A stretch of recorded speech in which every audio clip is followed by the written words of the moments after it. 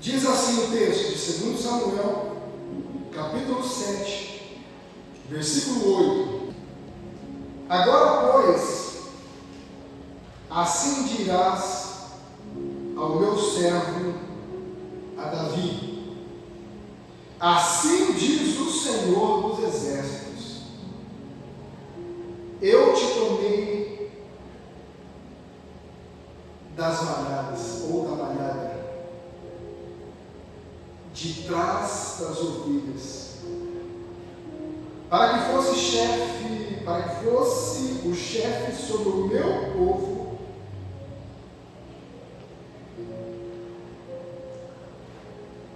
sobre Israel.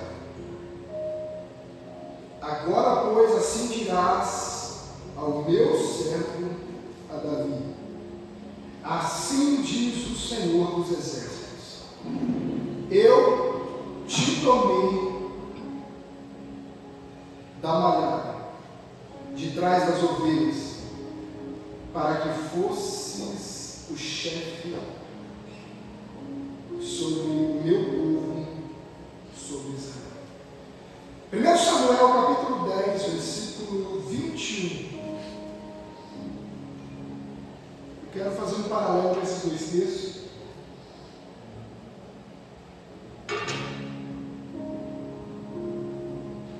Versículo 21 e 22 diz assim: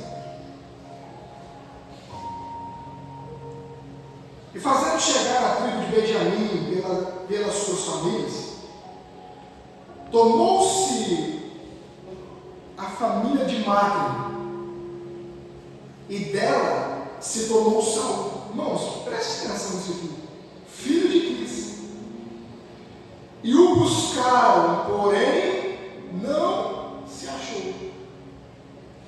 Então tornaram a perguntar ao Senhor se aquele homem ainda viria ali. E disse o Senhor: eis que se escondeu entre as bagagens. Versículo 21 novamente, eu vou ler duas vezes o texto.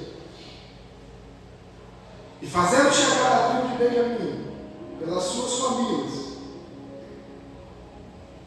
tomou-se a família de Macre, e dela se tornou Saul, filho de Quis. E o buscaram, porém não se achou. Então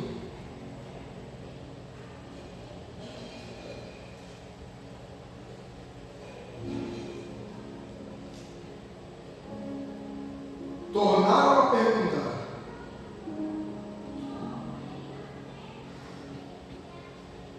ao Senhor se aquele homem ainda viria ali.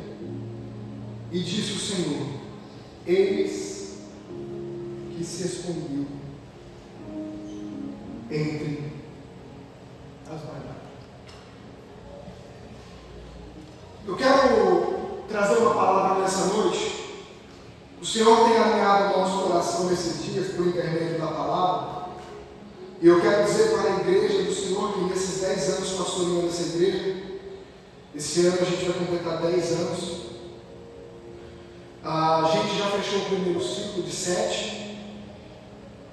E eu sei que o tempo está muito acelerado. Dias, menos dias, a gente fecha o ciclo de 14. A gente está no 10º. E ciclos para nós são de extrema importância, porque toda forma de Deus trabalhar, toda forma de Deus mover-se, todas as coisas espirituais, ou a maioria delas, se move por intermédio de ciclos. A gente sempre fala biblicamente, tanto no livro de Levíticos, como também a gente encontra uns resíduos no livro do Êxodo, algumas coisinhas também no livro do Números, baseadas sobre esses detalhes que Deus fala. E não tem nada a ver com numerologia, tá? Não tem nada a ver com cabala, com midrash, não tem nada a ver com essas coisas. O que eu estou dizendo são ciclos baseados em promessas que Deus faz para nós. Todo ser humano,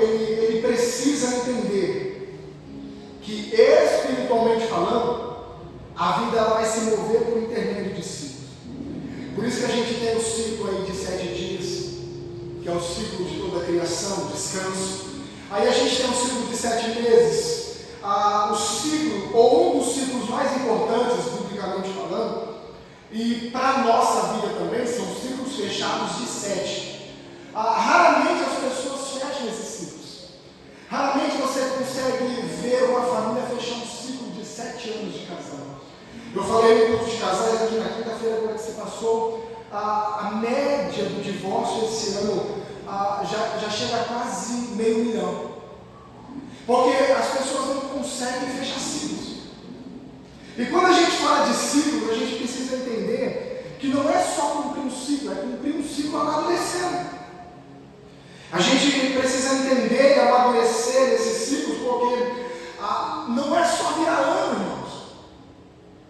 Não é porque chegou os 7 anos que o ciclo fechou, que vai mover o sobrenatural e vai dar tudo certo. Não, porque o ciclo fecha-se nos 7 anos, e que se você não amadurecer, e que se você não chegar à estatura daquilo que Deus está movendo, a sua casa, a sua família, os seus filhos, a sua empresa, a sua vida, o seu ministério, o seu pastoreio, o seu presbitério, seja lá o que for, se você não caminhar amadurecendo em todas as áreas, o teu ciclo volta a zero. Então você vai começar mais 7 anos.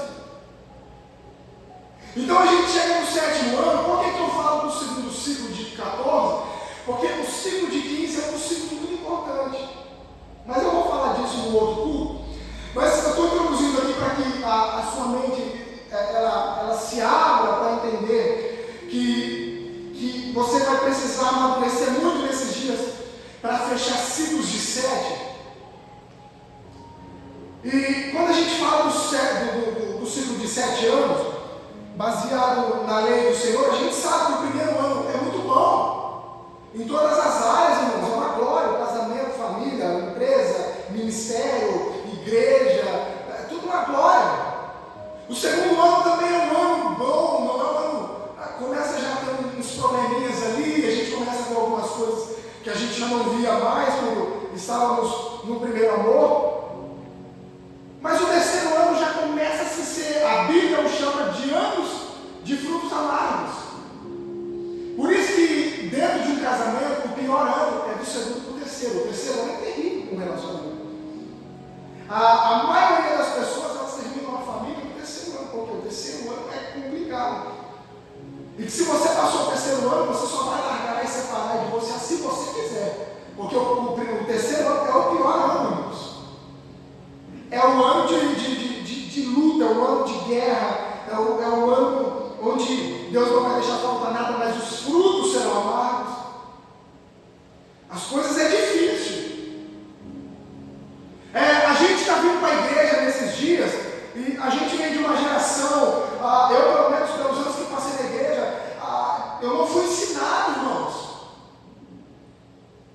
Por isso que eu falo, irmãos, eu conversando um dia desse com o pastor, em material de construção, eu encontrei ele lá e ele falando, pastor, agora eu estou na igreja do fulano, o fulano é meu mentor, e o fulano, o pastor fulano é meu mentor.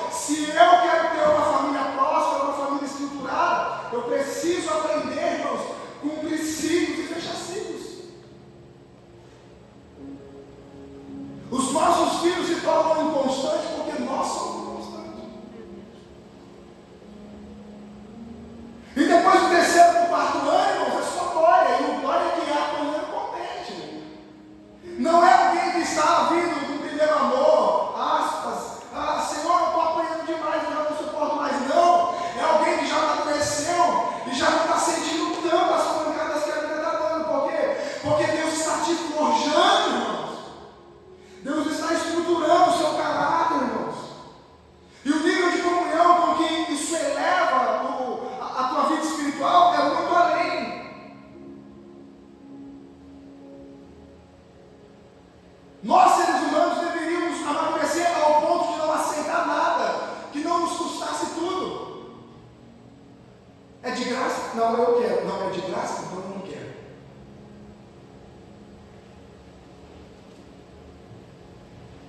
E tudo tem um preço, a unção tem preço, a vida espiritual tem um preço de oração, preço de jejum, preço de lágrima, preço de renúncia, tudo tem preço.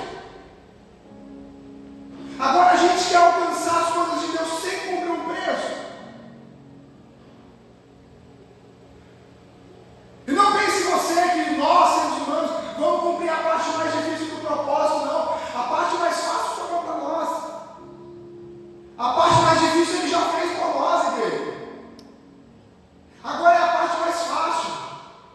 A gente fala sobre lutar, mas a luta Ele já lutou por nós. Cruz, Calvário, espinho. Agora, irmãos, agora é só triunfar. E o triunfar aqui não é só glória, igual a gente pensa, é o triunfar, irmãos, de nós de luta. Então, se você quiser alcançar a partir de hoje coisas espirituais, coisas grandes, família estruturada, até que a morte o separe, tudo daquilo que Deus proporcionou para você, você vai ter que fechar ciclos. No mínimo 7 anos, com qualquer coisa que você começa a fazer. Começa a não dar certo, para. Começa a não dar certo. Irmãos, tem que fechar ciclos, senão Deus não consegue fazer. Não adianta você sair daqui, lá na outra igreja, que o pastor vai falar para você, não, vem aqui que eu vou orar, e hoje Deus vai fazer. Não, irmão, se não tiver um ciclo, não acontece. A não ser que não tenha entendimento. Deus pode fazer pela sua misericórdia. E todo esse ciclo está ligado com a vontade soberana de Deus e o seu chamado para conosco. E ao ponto da gente amadurecer e entender que tudo tem um propósito, que nós não estamos aqui por um acaso. E que essa vida é curta demais, irmãos, e que vai passar no estralar de dedo. Olha, ontem você tinha 12, 13, 15 anos. Quantos anos você tem hoje? A Bíblia nos chama de peregrino e forasteiro, ou seja, nós só estamos aqui de passagem. Se nós soubéssemos quanto tempo mais nós temos de vida, talvez a gente não estaria desperdiçando toda a nossa vida, todo o nosso tempo com coisas fúteis. Mas é para isso que o Espírito Santo nos trouxe aqui, irmãos, para que a gente aprenda a fechar ciclos e a aproveitar mais, aproveitar mais aquilo que Deus está proporcionando a nós, que nós não estamos dando valor. Nós estamos valorizando coisas que não são valorizáveis, desvalorizando coisas que têm muito valor. Perdemos tempo com tudo, menos com aquilo que é de importância. Fazemos jornada de 8, 9, 10, 12 horas de trabalho. Não temos a capacidade de sentar 1 hora na mesa do lar, irmãos, para abençoar a nossa casa, ter uma boa conversa, ter um alinhamento com os nossos filhos. E a gente está falando assim, eu estou prosperando. Isso não é prosperidade, irmãos. Prosperidade é a família alicerçada, prosperidade é a família estruturada. Prosperidade é onde o diabo não consegue tocar, irmãos. Isso não é prosperidade.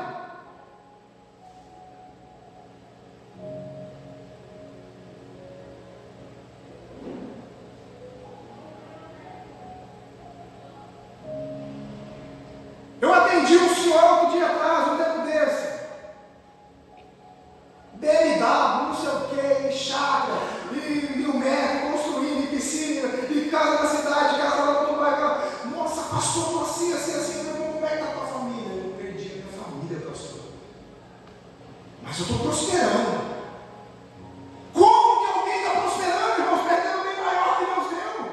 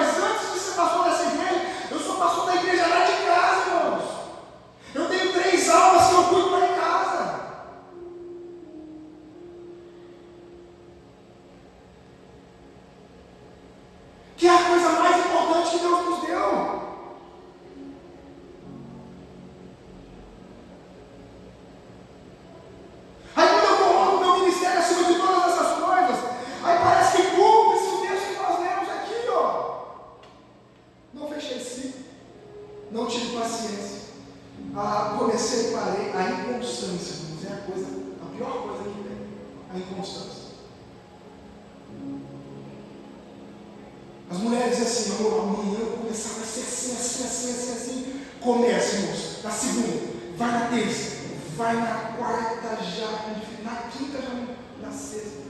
Os homens no mesmo caminho. E para Deus mover o seu sobrenatural precisa de constância, precisa de persistência, irmãos. E exatamente quando parece que Deus vai fazer, a gente está parando. Você não consegue ver o espiritual se Deus abrisse os seus olhos. Você ia notar que quando Ele começou a fazer, você desistiu.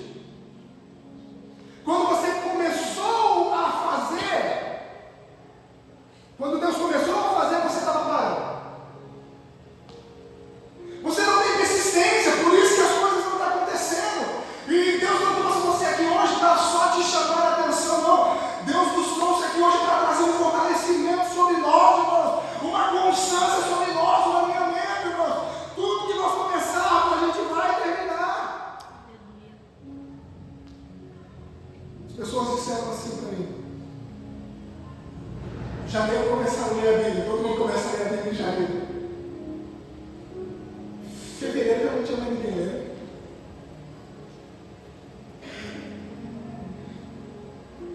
Mas Deus precisa levantar alguém. Alguém tem que dar um passo dentro dessa casa. Porque alguém Deus vai escolher. Alguém Deus vai chamar. Isso é o que me gera muito medo. Por quê? Porque quando Deus chama, Ele vai encontrar a gente em algum lugar. E o lugar que Ele nos encontra é o lugar que caracteriza, irmãos, a quantidade de tempo que o nosso ministério, ou a nossa casa, ou a nossa família vai durar. Isso fala demais. O lugar que Deus encontra a gente vai falar muito sobre o lugar que a gente vai chegar. Vai falar demais. O texto que nós lemos diz que eles estão escolhendo um homem para ser rei de Israel. Aliás, os dois textos estão falando de dois reis. Um é Saul, o outro é Davi.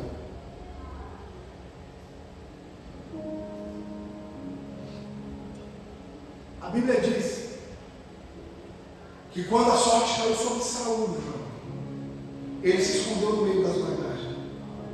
Aí está todo mundo procurando ele, porque ele sabia que Deus estava chamando. Embora o povo disse assim, não foi o povo que chamou Saul, não, foi Deus que chamou Saul. A Bíblia diz que Deus não chamou. Deus escolheu Saul. Por mais que o povo estava rebelde, Deus escolheu Saul. Aí eles lançaram a sorte, caiu sobre a tribo de Benjamim. Aí lançando a sorte sobre a tribo de Benjamim, caiu sobre a família de Mata. Lançando a sorte sobre a família de Mata, caiu sobre o filho de Cris. Aí todo mundo procurou ele, versículo 21. Todo mundo procurou ele. E o texto diz, e o buscaram, porém não achou. Isso é terrível, irmãos. Porque Deus estava chamando, ninguém estava achando. Mas Deus sabia onde ele estava.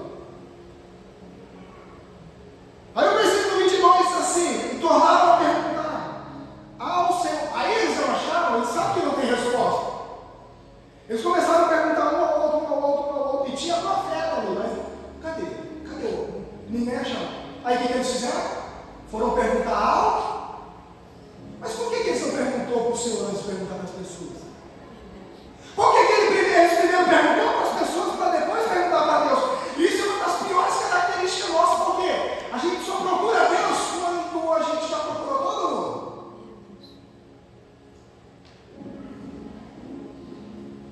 Quando a gente procurou todo mundo, a gente depois procura Deus. A gente perguntou para todo mundo, aí depois a gente vai perguntar para Deus. Você já percebeu que quando as coisas começam a apertar, seja em qualquer área da sua vida, você busca soluções em todos os lugares, por último você busca Deus? Você já percebeu que quando você está com um problema financeiro, qual é o primeiro lugar que você vai? Você vai num banco, você vai num agiota, você vai num... Aí não deu certo, você vai para Deus. Você está doente, a primeira coisa que você faz, eu não estou dizendo que é errado, tá? Você está doente, a primeira coisa que você faz é ir para o hospital. Não está errado. Mas custa fazer uma oração antes de para o hospital, sabendo que Deus é um Deus que cura. Quando Davi saiu da Santa Casa, ele já saiu, veio para casa, 2 dias depois ele voltou para a UTI, neonatal. E eu na antessala dos médicos conversando, e eu escutei a chefe da pediatria da UTI neonatal, doutora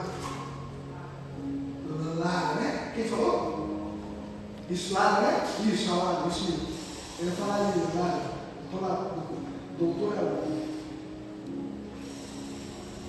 Ela chamou a gente, o Davi, ela falou, meu pai, era muito grave, porque o nível da bilirrubina que ele estava, o normal era 4, 5, o máximo que ele poderia estar era 12, assim, já era o estado avançado, ele estava em 24. O sangue dele já estava fora do normal. Ela falou que ele não ia sair, talvez não saia e tal. Vim para casa, irmãos, passei a noite orando. Passei a noite orando. Ele passou mais um dia na UTI, no outro dia ele saiu. Quando ele sai com uma sequela leve de refluxo. Refluxo, tudo que comia vomitava. Ele já estava com uns 2 meses, vomitando. A gente estava naquela igreja ali, na esquina. Irmãos, um dia eu acabei do culto, ele estava acabando de mamar, eu acho que ele estava no colo de alguém. E ele vomitou. Quando eu terminei o culto, eu pedi para a pastora ler atrás dele. Irmãos, eu peguei ele e orei com tanta fé, porque a fé ela move, irmãos. Aleluia. Falei, Senhor, a partir de hoje, em nome de Jesus Cristo, ele não terá mais refluxo. Irmãos, nunca mais ele teve refluxo. Glória a Deus. Nunca mais, até o leite, a areia que a gente tirou dele durante o refluxo. Nunca mais. Então não é errado, irmãos, a gente procurar as coisas. Errado é a gente deixar Deus por último, irmãos. Errado é Deus estar como último. Então eles perguntam para todo mundo, quando não achou homem? Aí eles foram procurar para o Senhor, mas Senhor, a gente não sabe. Aí o Senhor falou, tá aí, ó, escondeu entre as bagagens. Ou seja, tinha um monte de bagagem, um monte de malha, ele se escondeu lá e ninguém achava ele. Deus o encontrou em meio às ou por trás das bagagens. Ele estava escondido lá atrás das bagagens, irmãos. A Bíblia diz que Deus encontrou ele atrás das bagagens. E o lugar que Deus nos encontra vai falar muito do lugar que a gente vai chegar, viu? Porque nós já estamos debaixo da palavra. O lugar que Deus encontra a gente é um lugar que vai falar muito sobre o lugar que a gente vai chegar. Por que o ministério dele foi um ministério culto? Porque lá na frente ele foi rejeitado. Porque ele se escondeu atrás das bagagens. O texto de 2 Samuel capítulo 7 diz que Deus encontrou Davi atrás das bagagens, atrás das ovelhas. Então um Deus encontra atrás das malhadas, atrás das ovelhas, o outro Deus encontra atrás da bagagem. E isso fala muito do lugar que a gente vai chegar. Olha Davi hoje, irmãos. A estrela de Davi está na bandeira de Israel até hoje. Jesus vai voltar e assentar no trono de Davi para reinar no anos. O trono de Davi está selado, irmãos. Ninguém pode sentar lá se não vai dar guerra, irmãos. O que vai gerar guerra nos últimos dias é o anticristo querer assentar no trono de Davi. Pastor, e essa guerra do Irã com Israel, irmãos, é só um preparativo. É só um começo, a gente ainda está chegando lá. O que a mídia está soltando hoje, desesperadamente falando, a gente já sabe, porque aqui está escrito. Está todo mundo assim, meu Deus, o que está acontecendo? Aqui, ó. Livro de Daniel, Zacarias, Apocalipse, está tudo aqui. Pastor, mas eles estão atacando Israel. Irmãos, deixa eles atacar Israel. A Bíblia diz que aquele que guarda Israel não dorme, irmãos. Não dorme. A estrela de Davi está lá até hoje. Por quê? Porque Deus encontrou Davi atrás das ovelhas. Saul foi rejeitado porque Deus encontrou ele atrás das bagagens.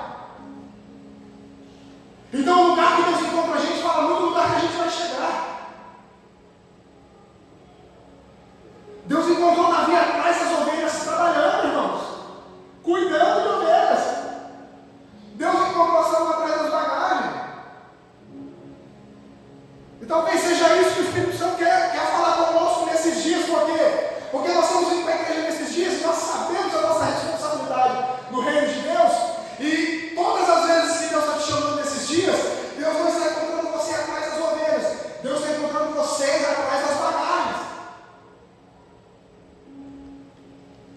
Deus está encontrando vocês atrás das bagagens das desculpas, atrás das bagagens da falta de tempo, atrás das bagagens, Senhor, eu estou muito corrido. Irmãos, são malas, são bagagens, e Deus vai encontrar a gente lá atrás, irmãos.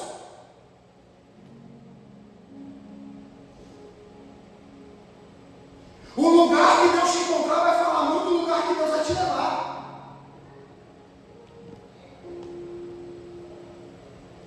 Se um estava atrás das ovelhas, o outro estava atrás das bagagens.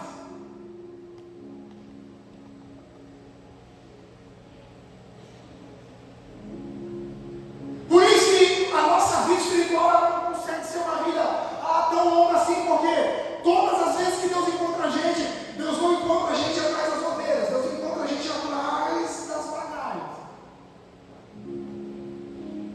Senhor, hoje não dá. Bagagem de desculpas. A gente tem 1 milhão de desculpas para Deus, irmãos.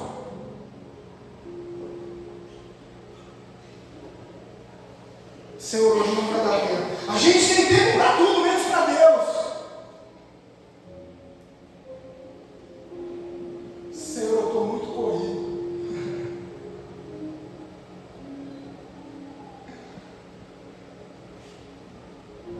Eu tenho visto esses dias casas, o estado das casas serem muito curtas, irmãos. Ou quando não é curta, acarreta 1 milhão de problemas e frustrações, e decepções. Porque você sabe que Deus te chamou. Você sabe que era para você estar no nível espiritual muito mais alto. Você sabe que já era para você estar no altar. Você sabe que já era para você estar ministrando. Você sabe que já era para você estar muito além.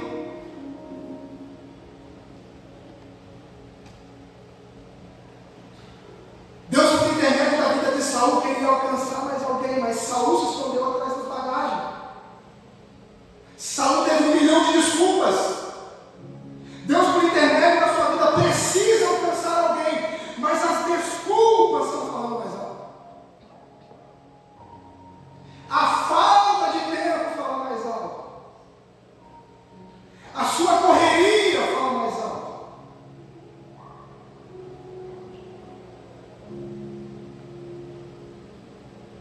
Aí a gente se esconde atrás dessas batalhas e fica. Aí a gente está dizendo assim, mas aqui ninguém está nos vendo, e de fato não viu. Mas alguém viu ele lá. Deus diz que alguém viu ele lá. Alguém viu ele lá. E tornava a perguntar ao Senhor se aquele homem ainda viria ali. E disse o Senhor, ninguém viu, mas o Senhor viu. Deus está vendo tudo, irmãos. Deus está vendo. Os olhos do Senhor são como chamas de fogo, irmãos. Eles estão em todos os lugares. Qual é o lugar que Deus te chamou? Por que você está aqui nessa noite? Por um acaso? Você não eu não tinha nada para fazer, eu fui lá para a igreja hoje e por um acaso eu estou ouvindo essa palavra de que Deus quer fazer por um acaso. E talvez eu perguntar hoje onde você está, e talvez você vai dizer assim, realmente eu sou atrás das bagagens. E não só bagagens da falta de tempo, bagagens desses processos, o que dizer das pessoas que estão cheias da sua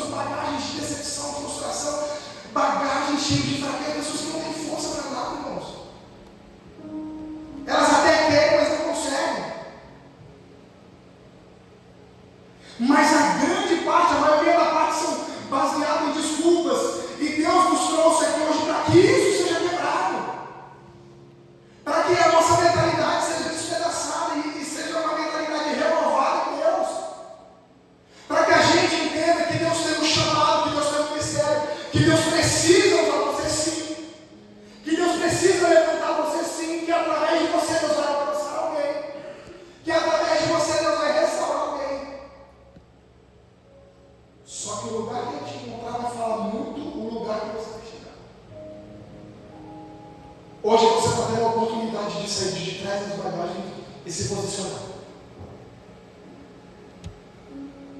Davi se tornou o maior rei, porque o dia que Deus procurou ele, ele estava atrás das ovelhas. Ele estava trabalhando. Ele não estava dormindo.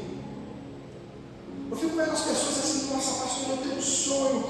Nossa, mas o meu sonho é isso, o meu sonho é aquilo. Irmãos, o teu sonho tem que ser maior. O teu sonho tem que ser muito maior do que o teu sonho. Enquanto o teu sonho for maior do que o teu sonho, nada vai dar certo. A pessoa tem um sonho, mas o sonho dela é maior. Não vai chegar em lugar nenhum. A vida é renúncia, é trabalho, é pular cedo mesmo. É se mover. Nós viemos de uma geração onde o nível de pastoreio está tão raso. Tudo que se faz é querer encher a igreja. Eu parei até de sair para pregar nesses lugares, irmão. Já não convém mais. A mensagem já não bate. Das duas, uma. Ou eu ia sair jogado do altar uma hora, ou os músicos aqui iam apanhar um dia.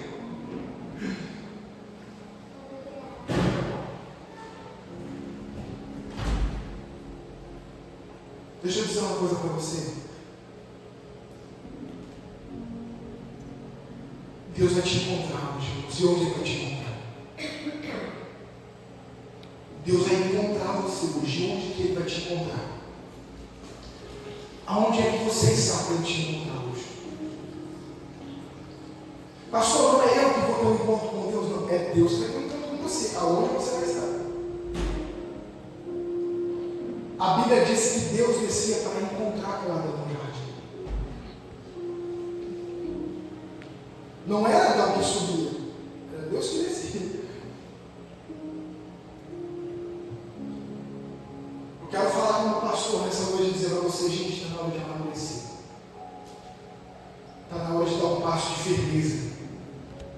Está na hora de dar um passo à frente, irmãos. E puxar o freio de mão para não dar dois atrás. Está na hora de ter um posicionamento. Já era para você estar muito mais longe. Já era para o teu ministério estar muito mais avançado. Já era para a tua família estar muito mais avançada. Já era para os teus filhos estar muito mais avançado.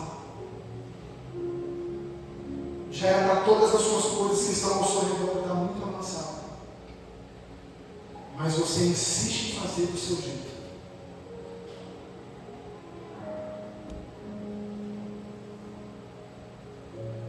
A Bíblia diz que terrível é o homem que confia na força do seu braço. Grande será a sua queda. Tudo que está à sua volta não está ligado ao seu braço, não está ligado a você, não está ligado ao que Deus tem através de você, irmãos. Deus está te chamando para ter um posicionamento hoje.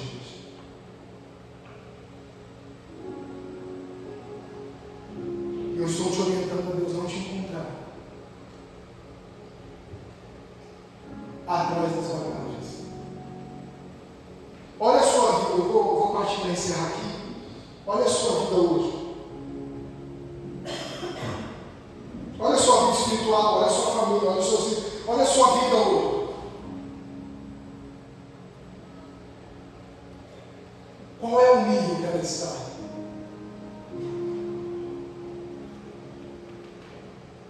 Qual é a quantidade de bagagem que está te escondendo hoje? Peso. Só serve para pesar, não serve para mais nada. Qual é o nível de bagagem hoje? Porque se essas malas forem abertas, nada delas será útil. Nada delas será útil. Porque são todas as coisas são descartáveis ali. A única coisa que tem utilidade é aquilo que está escondido atrás dessas malas, que é você. Que é você que Deus vai usar. Deus rejeitou Saul, o ministério dele foi um ministério péssimo, irmãos. Por quê? Porque ele decidiu permanecer atrás das bagagens. O ministério de Davi teve problema sim, mas olha onde Davi chegou. Porque o dia que Deus procurou ele estava posicionado, irmãos. Então hoje precisa ser uma noite de posicionamento. Hoje é uma noite onde você tem que dar um sim para Deus, mas não é um sim de qualquer jeito. É um sim que Jesus disse no Evangelho de Mateus, até a morte.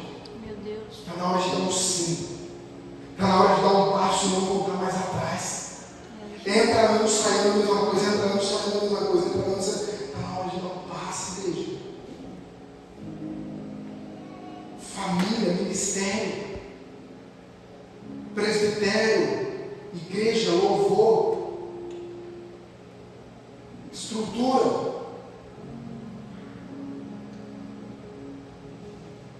Hoje Deus está procurando alguém aqui nessa noite. Meu Deus. Eu quero fazer uma oração com todos vocês. Você que pode se colocar de pé comigo, eu vou orar nessa noite. Nós vamos orar. Nós temos uma semana longa pela frente, irmãos. Se assim Jesus não voltar. Nós temos uma semana gigante pela frente, se assim Jesus não voltar.